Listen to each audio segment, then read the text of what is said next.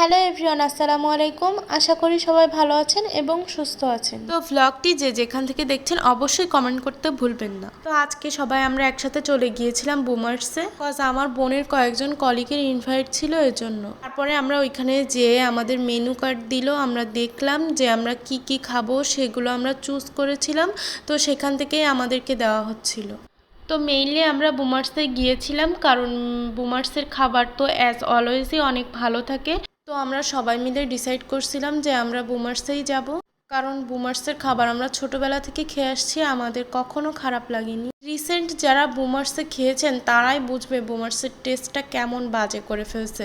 তো এই তো অ্যাট লাস্ট আর কি করার, আমরা তো সবাই অর্ডার দিয়েই ফেলছি, এখন তো না খেয়ে আর কি করব, এজন্য আমরা সবাই খেলাম। এটা হচ্ছে আপুর কলিগ, উনি আমাদের সাথে অনেক ফান করে।